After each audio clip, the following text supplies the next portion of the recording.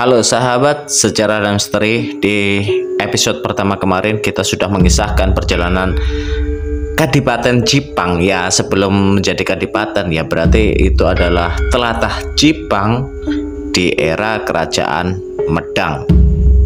Mulai dari eranya Empu Sendok sampai Dharmawangsa Teguh ya. Dan ini adalah kelanjutannya ketika era Medang di bawah kepemimpinan Dharmawangsa Teguh. Medang menjadi sebuah kerajaan yang super power, baik dari masalah ekonomi maupun masalah militer. Tapi yang menjadi keresahan Dharmawangsa Teguh pada saat itu adalah perdagangan ekonomi di Selat Malaka itu terhambat oleh kemajuan dari kerajaan Sriwijaya, sehingga Dharmawangsa Teguh berencana untuk menaklukkan Sriwijaya agar menjadi penguasa ekonomi di wilayah Nusantara.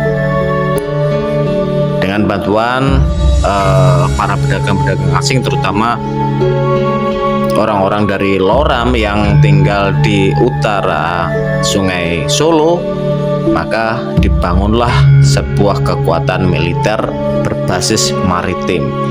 Berbagai macam proyek-proyek besar itu dilakukan oleh Dharmawangsa Teguh, sesuatu hal yang tidak dilakukan oleh pendahulunya atau ayahnya, yaitu Makutha Wangsanegara. Apa itu? Banyak sekali proyek-proyek yang dilakukan oleh Dharmawangsa Teguh di eranya, seperti pembuatan bendungan untuk pengairan sawah dan untuk penanggulangan banjir, termasuk dengan sodetan Kali Solo. Ya, era Dharmawangsa Teguh melakukan proyek besar yaitu sodetan Kali Solo, sehingga arus lalu lintas jalur perkapalan ini bisa menjadi lancar tanpa harus memutar. Ya, teman-teman semuanya, Dharmawangsa Teguh membuat proyek mega atau mega proyek tanpa mangkrak ya, ini tanpa mangkrak, yaitu sodetan dari Kali Solo menuju ke pantai utara, menuju ke Rembang, Pati dan sekitar Jepara. Sodetan-sodetan Kali Solo itu masih tersisa atau masih ada sisa-sisanya di era yang sekarang, teman-teman semuanya ya, seperti kali-kali atau sungai-sungai yang dari Pegunungan Kendeng menuju ke Bengawan Solo, itu hulu dan hilirnya itu masih ada semuanya, termasuk sodetan-sodetan yang sampai atau menuju ke telatah Rembang, Pati dan sebagian kecil di Jepara. Dan itu digunakan untuk mempersingkat rute perjalanan dari pedagang-pedagang luar menuju ke Medang atau Medang menuju keluar, termasuk untuk ekspansi ke Sriwijaya.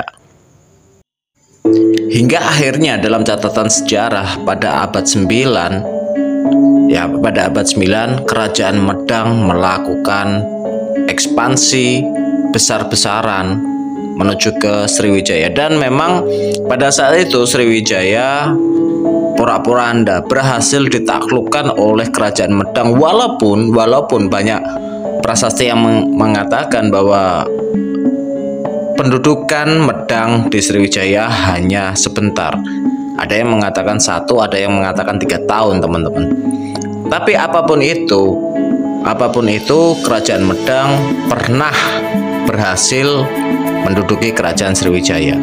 Kekuatan militer yang begitu super power ditambah dengan ekonomi yang kuat, stabilitas ekonomi dan stabilitas sosial di kerajaan Medang yang mapan, itu membuat fondasi kerajaan Medang era Dharmawangsa Teguh ini adalah harmonis, sehingga dia tidak perlu memikirkan segala sesuatu kesenjangan sosial dalam masyarakatnya.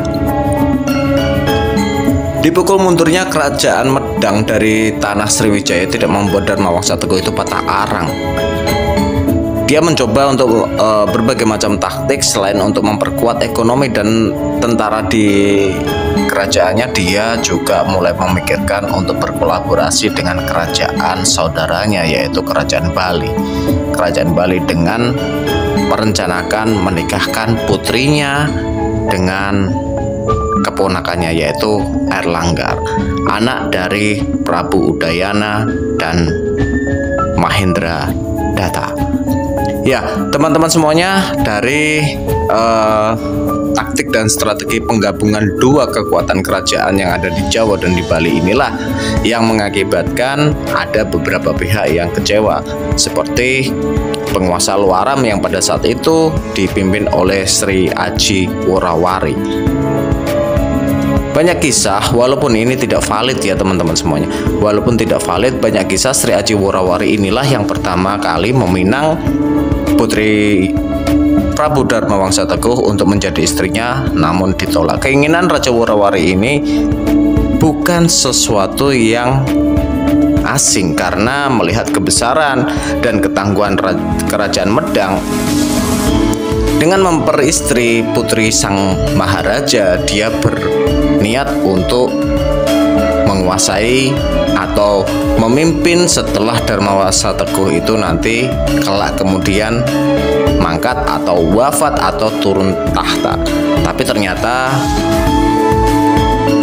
Sri Aji Worawari ini ditolak oleh Prabu Dharmawangsa Teguh dan dia memilih untuk menikahkan putrinya dengan Airlangga. Disinilah ada pangkal permasalahan dan pangkal kehancuran kerajaan Medang pada saat itu. Menyimpan rasa dendam, menyimpan rasa iri, menyimpan rasa kecewa, dia secara diam-diam berbalik mendukung kerajaan Sriwijaya. Teman-teman semuanya, berbaliknya kerajaan Worawari atau kerajaan Loaram ini mendukung Sriwijaya tentu saja diterima dengan sukacita oleh kerajaan Sriwijaya, karena dengan ekspansinya kerajaan Medang di waktu yang lalu membuat mereka menaruh dendam untuk menaklukkan kerajaan Medang. Selain berbalik untuk membela kerajaan Sriwijaya, Raja Worawari juga mempengaruhi kerajaan-kerajaan Mandala yang pada saat itu di bawah kerajaan Medang itu untuk ikut memberontak atau meruntuhkan kerajaan Medang era Dharmawangsa Teguh. Lalu disusunlah berbagai macam taktik dan strategi untuk meruntuhkan kekuasaan Dharmawangsa Teguh di kerajaan Medang itu. Walaupun pada saat itu mereka benar-benar bermain rapi dan cantik, menanti momentum yang sekiranya bisa membuat mereka leluasa menggempur kerajaan Medang tanpa perlawanan yang berarti. Kesempatan itu pun hadir ketika Prabu Dharmawangsa Teguh itu mengadakan upacara pernikahan anaknya dengan Airlangga dari kerajaan Bali. Dan di situ tercatat pada prasasti pucangan yang dikeluarkan oleh Airlangga, begitu mahapralaya yang terjadi di Medang seperti hujan darah atau betul-betul menumpahkan darah yang luar biasa bagi seluruh kerabat kerajaan Medang. Tewasnya Prabu Dharmawangsa Teguh dan disinyalir juga tewasnya Prabu Udayana pada saat mahapralaya itu, karena terjadi pergantian, karena menurut prasasti terjadi pergantian di kepemimpinan kerajaan Bali di waktu yang hampir bersamaan atau berdekatan dengan mahapralaya, yaitu serangan kerajaan Sriwijaya didukung oleh Worawari pada saat pernikahan Airlangga dan Putri Dharmawangsa Teguh. Mahapralaya itu betul-betul menghancurkan kerajaan Medang dan meruntuhkan semua kejayaan kerajaan Medang. Berikut sebagai saksi runtuhnya dinasti Mataram kuno.